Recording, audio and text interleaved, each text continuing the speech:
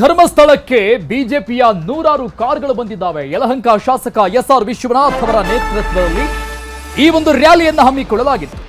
ಕಳೆದ ವಾರದ ಹಿಂದೆನೇ ಇಂಥದ್ದೊಂದು ನಿರ್ಧಾರವನ್ನ ಬಿಜೆಪಿ ನಾಯಕರು ಮಾಡಿಕೊಂಡಿದ್ರು.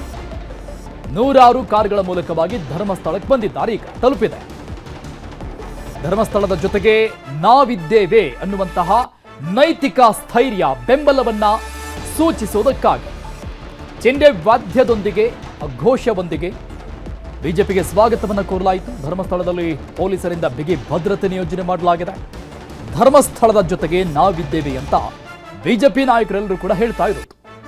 ಈ ಪ್ರಕರಣದ ಹಿಂದೆ ಒಂದು ದೊಡ್ಡ ಷಡ್ಯಂತ್ರವಿದೆ ಅಂತ ಆರಂಭದಿಂದ ಆರೋಪಗಳನ್ನು ಮಾಡ್ತಾ ಇರುವಂತಹ ಬಿಜೆಪಿ ನಾಯಕರು ಇವತ್ತು ಕೇಸರಿ ಶಾಲನ್ನು ಧರಿಸಿಕೊಂಡು ಜೈಕಾರಗಳನ್ನು ಕೂಗ್ತಾ ಈ ಒಂದು ತನಿಖೆಯನ್ನ ಇಲ್ಲಿಗೆ ಕೈ ಬಿಡಬೇಕು ಅನ್ನುವಂತಹ ಆಗ್ರಹವನ್ನ ವ್ಯಕ್ತಪಡಿಸ್ತಾ ಈಗ ಧರ್ಮಸ್ಥಳವನ್ನ ಈ ಒಂದು ರ್ಯಾಲಿ ತಲುಪಿದೆ. ಧರ್ಮಸ್ಥಳದ ಸದ್ಯದ ದೃಶ್ಯಗಳಿವೆ.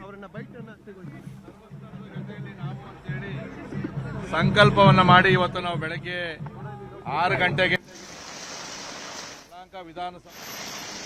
ಇದು ಬಿಜೆಪಿ ಶಾಸಕ ಯಲಹಂಕ ಶಾಸಕ ಎಸ್ಆರ್ ವಿಶ್ವನಾಥ್ ಅವರು ಬಂದ ತಕ್ಷಣ ಮಾತನಾಡಿರುವಂತದ್ದು. ಆಗುತ್ತಿರುವಂತಹ ಬೆಳವಣಿಗೆಗಳನ್ನ ಎಲ್ಲವನ್ನ ಕೂಡ ನಾವು ಗಮನಿಸ್ತಾ ಇದ್ದೇವೆ.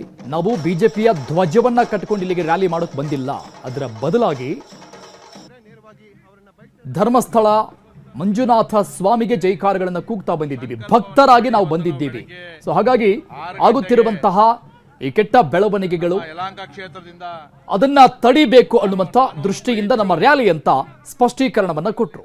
ಧರ್ಮಸ್ಥಳವನ್ನ ಮುಟ್ಟಿದ್ದೀವಿ. ಯಲಹಂಕ ವಿಧಾನಸಭಾ ಕ್ಷೇತ್ರದಿಂದ ನಾವು ಕಾರುಗಳ ಮುಖಾಂತರವಾಗಿ ಧರ್ಮಸ್ಥಳದ ಜೊತೆಯಲ್ಲಿ ನಾವಿರ್ತೀವಿ. ಆ ಕ್ಷೇತ್ರಕ್ಕೆ ಅಪಚಾರ ಆಗೋದಕ್ಕೆ ಬಿಡೋದಿಲ್ಲ ನಾವು ಅಂತೇಳಿ ನಾವು ಹೇಳಿದ್ವಿ. ಇವತ್ತು ಅದರ ಪ್ರಕಾರ ಇವತ್ತು ನಾವು ಹೊರಟು ಬಂದಿದ್ದೀವಿ. 12-13 ವರ್ಷಗಳಿಂದ ಕೂಡ ಇದು ನಿರಂತರವಾಗಿ ಅಪಪ್ರಚಾರ ಮಾಡ್ತಾ ಇದ್ರು ಕೂಡ ಯೂಟ್ಯೂಬರ್ಗಳ ಮೇಲೆ ಆಗಲಿ ಬೇರೆಯವ್ರ ಮೇಲೆ ಕ್ರಮ ತಗೊಂತ ಇಲ್ಲ. ನಮ್ಮ ಯಾರೋ ಒಬ್ಬ ಹಿಂದೂ ಒಬ್ಬ ಕಾರ್ಯಕರ್ತ ಸಣ್ಣದಾಯ್ತು ಅಂದರೆ ತುಮಕೂರಲ್ಲಿ ಹೋಗಿ ಅರೆಸ್ಟ್ ಮಾಡ್ಕೊಂಡ್ ಬರ್ತಾರೆ. ಆ ಕ್ಷಣದಲ್ಲಿ ಕೇಸ್ಗಳನ್ನು ಬುಕ್ ಮಾಡ್ತಕ್ಕಂಥದ್ದು ಇದು ಈ ಸರ್ಕಾರದ ನಿಲುವು. ಆದರೆ ಇದಕ್ಕೆ ನಾನು ಸರ್ಕಾರದ ಒಂದು ಇದನ್ನು ಬೆರ್ಸಕ್ಕೆ ಹೋಗೋದಿಲ್ಲ, ನಾನು ರಾಜಕೀಯ ಬೆರ್ಸಕ್ಕೆ ಹೋಗೋದಿಲ್ಲ ಅದರಲ್ಲಿ. ಆದರೆ ಇವತ್ತು ಮುಖ್ಯಮಂತ್ರಿ ಆದಿಯಾಗಿ ಕ್ಯಾಬಿನೆಟಲ್ಲಿರ್ತಕ್ಕಂಥ ಎಲ್ಲ ಮಂತ್ರಿಗಳ ಮೇಲೆ ಬಗ್ಗೆ ಯೂಟ್ಯೂಬರ್ಗಳು ಕೆಟ್ಟದಾಗ ಮಾತಾಡೋರೆ. ಅದು ಯಾರು ವಿರುದ್ಧವಾಗಿ ಮಾತಾಡ್ತಾ ಇಲ್ಲ. ನಾನು ಅಸೆಂಬ್ಲಿಯಲ್ಲಿ ನಾನು ಮಾತಾಡಿದ್ದೀನಿ ಮತ್ತು ಸೋಮವಾರ ಕೂಡ ನಾನು ಅವ್ರ ಮೇಲೆ ಅಕ್ಕುಚ್ಯುತಿಯನ್ನು ಕೂಡ ಮಂಡಿಸ್ತೀನಿ. ಯಾರು ನನ್ನ ಮೇಲೆ ಮಾತಾಡಿ ನಾವು ಅಷ್ಟು ಸುಲಭವಾಗಿ ಬಿಡೋರಲ್ಲ. ಏನು ಯೂಟ್ಯೂಬ್ ಐತೆ ಸೋಷಿಯಲ್ ಮೀಡಿಯಾ ಐತೆ ಅಂತೇಳಿ ಬಾಯಿಗೆ ಬಂದಂಗೆಲ್ಲ ಮಾತಾಡೋಂಗಿಲ್ಲ. ಅದಕ್ಕೂ ಒಂದು ಕಾನೂನು ಇರ್ತದೆ. ಅವರು ಎಲ್ಲೋ ಒಂದು ಮನೆಯಲ್ಲಿ ಕೂತ್ಕೊಂಡು ಮಾಡ್ತಾರೆ, ಬೀದಿಯಲ್ಲಿ ಬರಲ್ಲ. ನಮ್ಮ ಥರ ಬೀದಿಗೆ ಬರಲಿ, ಅವರು ಬೀದಿಯಲ್ಲಿ ಬಂದು ಮಾತಾಡಲಿ, ಜನ ಉತ್ತರ ಕೊಡ್ತಾರೆ. ಇವತ್ತೇನು SIT ತನಿಖೆ ಆಗಿದೆ, ಬಹುಶಃ ಮುಂದಿನ ವಾರದಲ್ಲಿ ಅದರ ವರದಿಯನ್ನು ಕೂಡ ಸರ್ಕಾರ ಮಂಡಿಸಬಹುದು. ಈಗಾಗಲೇ ಸರ್ಕಾರಕ್ಕೂ ಗೊತ್ತಾಗಿದೆ ಇದೇನು ಖಾಲಿ ಪೆಟ್ಟಿಗೆ ಅಂತೇಳಿ ನಾನು ಹೇಳಿಲ್ಲ, DK ಶಿವಕುಮಾರ್ ಅವರು ಹೇಳಿದ್ದಾರೆ. ಇದು ದೊಡ್ಡ ಷಡ್ಯಂತ್ರ ಅಂತ ಹೇಳ್ತಕ್ಕಂಥ ಮಾತನ್ನು ಕೂಡ ಈಗಾಗಲೇ ಅವರು ಕೂಡ ಹೇಳಿದ್ದಾರೆ. ಅವರ ಕ್ಯಾಬಿನೆಟ್ನ ಸಹೋದ್ಯೋಗಿಗಳು ಕೂಡ ಸಾಕಷ್ಟು ಜನ ಧರ್ಮಸ್ಥಳದ ಪರವಾಗಿ ಈಗ ನಿಂತ್ಕೊಂಡಿದ್ದಾರೆ. ಮೊದಲೇ ಮಾಡಬೇಕಾಗಿತ್ತ ಕೆಲಸವನ್ನ. ಇವತ್ತು ಯಾರೋ ಒಬ್ಬ ಅನಾಮಿಕ ತೋರಿಸಿದ ಕೂಡ ಎಲ್ಲ ಗುಂಡಿ ಆಗಿದ್ರು. ನಾವು ಸುಮ್ಮನೆ ಇದ್ವಿ, ಇರ್ಬೋದೇನೋ ಅದರಲ್ಲಿ, ಯಾಕಂದರೆ ಸತ್ಯಗಳು ಗೊತ್ತಿಲ್ಲ, ನಾವ್ಯಾಕೆ ಮಾತಾಡಬೇಕು ಅಂತೇಳಿ. ಆದರೆ ಈಗ ವಸತಿ ಗೃಹ ಹಿಂದೆ ಅಗಿಬೇಕು ಅಂತಾನೆ, ನಾಳೆ ದೇವಸ್ಥಾನನೂ ಅಗಿಬೇಕು ಅಂತ ಹೇಳ್ತಾರೆ. ಎಲ್ಲಿವರೆಗೂ ಇದ್ರನ್ನ ನಾವು ಸಹಿಸ್ಕೊಂಡು ಸುಮ್ಮನೆ ಇರಬೇಕು. ಇದಕ್ಕೋಸ್ಕರ ಇವತ್ತು ನಾವು ಪ್ರಾರಂಭ ಮಾಡಿದ್ದೀವಿ. ಮುಂದಿನ ದಿನಗಳಲ್ಲಿ ಇಡೀ ರಾಜ್ಯದ ಜನತೆ ಕೂಡ ಧರ್ಮಸ್ಥಳಕ್ಕೆ ಬರ್ತಾರೆ, ಧರ್ಮಸ್ಥಳದ ಜೊತೆಯಲ್ಲಿ ಇರ್ತಾರೆ. ಮತ್ತು ಎಲ್ಲಿಯವರೆಗೂ ಈ ಷಡ್ಯಂತ್ರ ನಡೀತದೋ ಅಲ್ಲಿವರೆಗೂ ನಮ್ಮ ಕ್ಷೇತ್ರದ ಜನ ನಾವು ಧರ್ಮಸ್ಥಳದ ಜೊತೆಯಲ್ಲಿ ಶ್ರೀಗಳ ಜೊತೆಯಲ್ಲಿ ಇರ್ತೀವಿ. ನೇರವಾಗಿ ಅವರನ್ನ ಸಂಕಲ್ಪವನ್ನ ಮಾಡಿ ಇವತ್ತು ನಾವು ಬೆಳಗ್ಗೆ ಪ್ರತಿನಿಧಿ ಕಿಶನ್ ಶೆಟ್ಟಿ ಲೈವ್ ನಲ್ಲಿ ಜಾಯ್ನ್ ಆಗ್ತಾ ಇದ್ದಾರೆ. ಕಿಶನ್, ಬಿಜೆಪಿಯ ನಿಯೋಗ ಈಗ ಧರ್ಮಸ್ಥಳವನ್ನ ತಲುಪಿರುವಂತದ್ದು, ಅಲ್ಲಿ ಏನಾದ್ರೂ ಬೇರೆ ಏನಾದ್ರೂ ರೂಪುರೇಷೆಗಳನ್ನ ಹಾಕಿಕೊಳ್ಳಲಾಗಿದೆ? ಅಲ್ಲಿ ಪ್ರತಿಭಟನೆ ಮಾಡೋದಾಗಿರಬಹುದು, ಘೋಷಣೆಗಳನ್ನ ಕೂಗೋದಾಗಿರಬಹುದು, ಏನಾಗ್ತಾ ಇದೆ ಸ್ಥಳದಲ್ಲಿ? ಅರುಣ್, ಈಗಾಗಲೇ SR ವಿಶ್ವನಾಥ್ ಅವರ ತಂಡ ಸುಮಾರು 400ಕ್ಕೂ ಹೆಚ್ಚಿನ ಗಾಡಿಗಳು ಬೆಂಗಳೂರಿನ ಯಲಹಂಕದಿಂದ ಧರ್ಮಸ್ಥಳವನ್ನು ಬಂದು ತಲುಪಿದೆ. ಈಗಾಗಲೇ ಅವರು ಆ ಧರ್ಮಾಧಿಕಾರಿಗಳ ಮನೆಗೆ ಹೋಗಿದ್ದಾರೆ. ಆ ನಂತರವಾಗಿ ಶ್ರೀ ಮಂಜುನಾಥ ಸ್ವಾಮಿಯ ದರ್ಶನವನ್ನು ಪಡೀತಾರೆ. ನಾಳೆ ಬೆಳಗ್ಗೆ ಸುಮಾರು 7 ಗಂಟೆಗೆ ಬಿಜೆಪಿಯ ರಾಜ್ಯಾಧ್ಯಕ್ಷ BY ವಿಜಯೇಂದ್ರ ಸೇರಿದಂತೆ ವಿಪಕ್ಷ ನಾಯಕ R ಅಶೋಕ್ ಸೇರಿದಂತೆ ಹಲವಾರು ಶಾಸಕರು, ಸಂಸದರು, ವಿಧಾನ ಪರಿಷತ್ ಸದಸ್ಯರು ಕೂಡ ಇದ್ದಾರೆ. ಬಿಜೆಪಿಯ ಒಟ್ಟು ಶಾಸಕರ ಬಳಗವೇ ನಾಳೆ ಬೆಳಗ್ಗೆ 7 ಗಂಟೆಗೆ ಕ್ಷೇತ್ರಕ್ಕೆ ಬಂದು ವಿಶೇಷ ಪೂಜೆಯನ್ನ ಇಲ್ಲಿ ಸಲ್ಲಕ್ಕೆ ಮಾಡಲಿಕ್ಕಿದ್ದಾರೆ. ನಾವು ದೃಶ್ಯಗಳಲ್ಲಿ ತೋರಿಸ್ತೀವಿ. ಸಾಕಷ್ಟು ವಾಹನಗಳು ಬೆಂಗಳೂರಿನ ಯಲಹಂಕದಿಂದ ಸುಮಾರು 400ಕ್ಕೂ ಹೆಚ್ಚು ವಾಹನಗಳು ಈಗ ಧರ್ಮಸ್ಥಳವನ್ನು ತಲುಪ್ತಾ ಇರುವಂಥದ್ದು. ನೀವು ದೃಶ್ಯಗಳಲ್ಲಿ ಗಮನಿಸ್ತಾ ಇದ್ದೀರಿ, ಇದು ಆ ದೇವಸ್ಥಾನದ ಮುಂಭಾಗದಿಂದ ಕೊಡ್ತಾ ಇರುವಂತಹ ನೇರ ದೃಶ್ಯಾವಳಿಗಳು.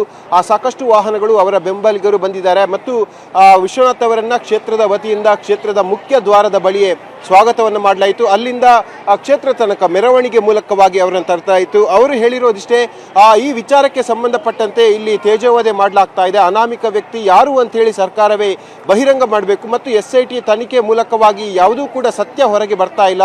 ಆ ಜೊತೆಗೆ SITಯ ತನಿಖೆ ಏನಿದೆ ಅದು ಈಗ ಬೋಗಸ್ ತರ ಕಾಣ್ತಾ ಇದೆ ಅನ್ನೋದ ನೇರ ಆರೋಪವನ್ನು ವಿಶ್ವನಾಥ್ ಮಾಡಿದ್ದಾರೆ. ಜೊತೆಗೆ ಅನಾಮಿಕ ವ್ಯಕ್ತಿಯ ಮಂಪರು ಪರೀಕ್ಷೆ ಮಾಡಬೇಕು, ಆತನಿಗೆ ಕಠಿಣವಾದ ಶಿಕ್ಷೆಯನ್ನು ಕೊಡಬೇಕು.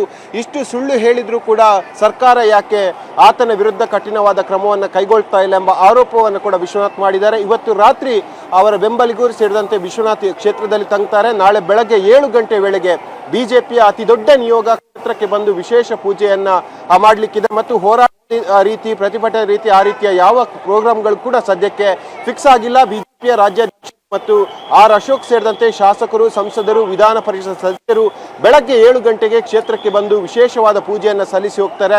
ಅದರ ಹೊರತಾಗಿ ಯಾವುದೇ ರೀತಿಯಾಗಿ ಸಮಾವೇಶದಂತಹ ಕಾರ್ಯಕ್ರಮವನ್ನು ಧರ್ಮಸ್ಥಳದಲ್ಲಿ ಹಮ್ಮಿಕೊಂಡಿಲ್ಲ. ಅರುಣ್. ಓಕೆ ಕಿಶನ್, ಈಗ ಬಿಜೆಪಿಯ ನಾಯಕರು ಮೊದಲಿಂದಲೂ ಕೂಡ ಇದೊಂದು ಷಡ್ಯಂತ್ರ ಅನ್ನುವಂಥ ಆಂಗಲ್ನಲ್ಲಿ ಮಾತನಾಡ್ತಾ ಇರುವಂಥದ್ದನ್ನು ನಾವು ನೋಡಿದ್ದೀವಿ.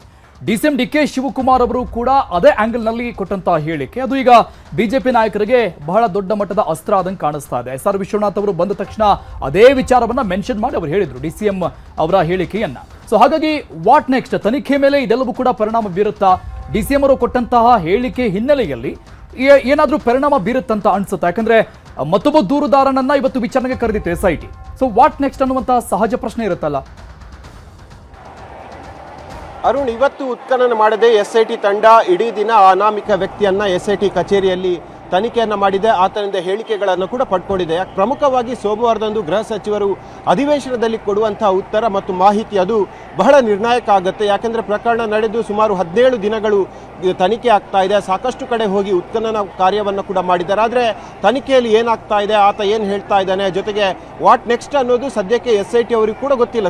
ಸರ್ಕಾರದ ಪ್ರಮುಖರು ಮತ್ತು SITಯ ಮುಖ್ಯಸ್ಥರು ಕೊಡುವ ಸೂಚನೆ ಅನುಸಾರವಾಗಿ SIT ಕೆಲಸ ಮಾಡುತ್ತೆ. ಆದರೆ ಮಧ್ಯಂತರವಾದ ವರದಿಯನ್ನು ಕೊಡಬೇಕಾದಂಥ ಅನಿವಾರ್ಯತೆ ಸದ್ಯಕ್ಕೆ SITಗೆ ಇರುವಂಥದ್ದು. ಈ ನಿಟ್ಟಿನಲ್ಲಿ ಒಂದು ವರದಿಯನ್ನು ಸಿದ್ಧಪಡಿಸಿದೆ ಮತ್ತು ಗೃಹ ಸಚಿವರಿಗೆ ಕೂಡ ಈ ಬಗ್ಗೆ ವರದಿಯನ್ನು ಸಲ್ಲಿಕೆ ಮಾಡಿರುವಂಥದ್ದು. ಅವರು ಸೋಮವಾರ ಅಧಿವೇಶನದಲ್ಲಿ ಅದನ್ನು ಮಂಡನೆ ಮಾಡ್ತಾರೆ. ಜೊತೆಗೆ ಬಿಜೆಪಿ ಮತ್ತು ಕಾಂಗ್ರೆಸ್ ನಡುವೆ ರಾಜಕೀಯ ವಿಚಾರಗಳು ಕೂಡ ಇಲ್ಲಿ ಮೇಲೈಸ್ತಾ ಇರುವಂಥದ್ದು. ಒಂದು ಕಡೆ ದಿನೇಶ್ ಗುಂಡೂರಾವ್ ನಿನ್ನೆ ಮಂಗಳೂರಿಗೆ ಬಂದು ಹೇಳ್ತಾರೆ, SIT ಸ್ಥಾಪನೆ ಆದಾಗ ಯಾಕೆ ಯಾರು ಕೂಡ ಮಾತಾಡಿಲ್ಲ, SIT ದಕ್ಷವಾಗಿ ಪ್ರಾಮಾಣಿಕವಾಗಿ ತನಿಖೆಯನ್ನು ಮಾಡ್ತಾ ಇದೆ, SIT ತನಿಖೆಯ ವರದಿ ಬರೋ ತನಕ ಎಲ್ಲರೂ ಕೂಡ ಕಾಯಿರಿ, ಸತ್ಯಾಸತ್ಯತೆ ಏನಿದೆ ಅದು SIT ಮೂಲಕ ಗೊತ್ತಾಗುತ್ತೆ. ಜೊತೆಗೆ SITಗೆ ಯಾರು ಕೂಡ ಹಸ್ತಕ್ಷೇಪ ಮಾಡ್ತಾ ಇಲ್ಲ ಅನ್ನೋದನ್ನು ಕೂಡ ದಿನೇಶ್ ಗುಂಡೂರಾವ್ ಹೇಳಿದ್ದಾರೆ. ಆದರೆ ಬಿಜೆಪಿಯ ಶಾಸಕರು ಹೇಳೋದಿಷ್ಟೇ, ಅನಾಮಿಕ ವ್ಯಕ್ತಿಗೆ ಸಾಕಷ್ಟು ಆಪ್ಷನ್ಗಳನ್ನು ಕೊಟ್ಟರೂ ಕೂಡ ಯಾವುದೇ ರೀತಿಯಾಗಿ ಆತನ ಸತ್ಯ ಅಂದರೆ ಆತ ಏನು ಮಾಹಿತಿಗಳನ್ನು ಹೇಳ್ತಾ ಇದ್ದಾನೆ ಅದು ಯಾವುದು ಕೂಡ ಸತ್ಯವಾಗಿ ಬೆಳಕಿಗೆ ಬರ್ತಾ ಇಲ್ಲ. ಆತ ತೋರಿಸಿದಂತಹ ಇಷ್ಟು ಸ್ಪಾಟ್ಗಳಲ್ಲಿ ಕೂಡ ಯಾವುದೇ ಕಳೆಬರದ ಅಂಶಗಳು ಸಿಗ್ತಾ ಇಲ್ಲ.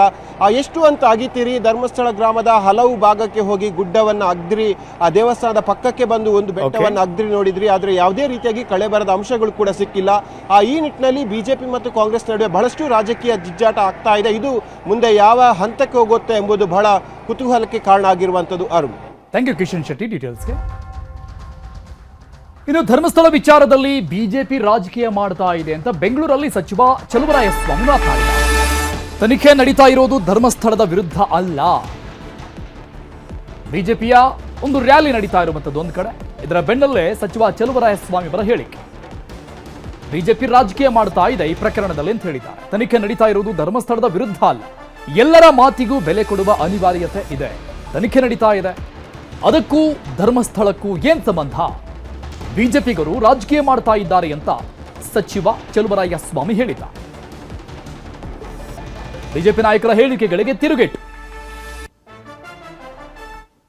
ಬಿಜೆಪಿಯವರಿಗೆ ಟೈಮೂ ಗೊತ್ತಿಲ್ಲ, ಕಾಲನೂ ಗೊತ್ತಿಲ್ಲ, ಸಮಸ್ಯೆನೂ ಗೊತ್ತಿಲ್ಲ. ಧರ್ಮಸ್ಥಳದ ಬಗ್ಗೆ ನಮ್ದು ಯಾರ್ದು ಕಾಂಗ್ರೆಸ್ ಹೋರಾಟ ಅಲ್ಲ. ಪ್ರಜಾಪ್ರಭುತ್ವದ ವ್ಯವಸ್ಥೆನಲ್ಲಿ ಒಬ್ಬ ಸಾಮಾನ್ಯ ಮನುಷ್ಯ ಏನಾದ್ರು ಕೇಳಿದ್ರು ಅದಕ್ಕೂ ಒಂದು ಗೌರವಿಸ್ತಕ್ಕಂಥದ್ದು ಅನಿವಾರ್ಯ. ಡೆಮಾಕ್ರಸಿನಲ್ಲಿ ಒಂದು ಗೌರವ. ಕೋರ್ಟಿಂದ ರೆಫರೆನ್ಸ್ ಬಂದಿದೆ, ಒಬ್ಬ ಅನಾಮಧೇಯ ಇದ್ರ ಬಗ್ಗೆ ಅನೇಕ ಬಾರಿ ಪ್ರತಿಭಟನೆ, ಇದು ಒಂದು ಎಂಡ್ ಆಗುತ್ತೆ. ಧರ್ಮಸ್ಥಳದ ಬಗ್ಗೆ ನಮ್ಮ ಅವ್ರಿಗೆ ಏನಿದೆ ಅದಕ್ಕಿಂತ ಯಾರಿದೆ. ಇದರಲ್ಲೂ ರಾಜಕಾರಣ ಬಳಸ್ಕೊಳ್ಳೋದಕ್ಕೆ, ಇದರಲ್ಲೂ ರಾಜಕೀಯ ಬೆಳೆಸಕ್ಕೆ ಹೋಗೋರಿಗೆ ಏನು ಹೇಳೋಕ್ಕಾಗುತ್ತೆ.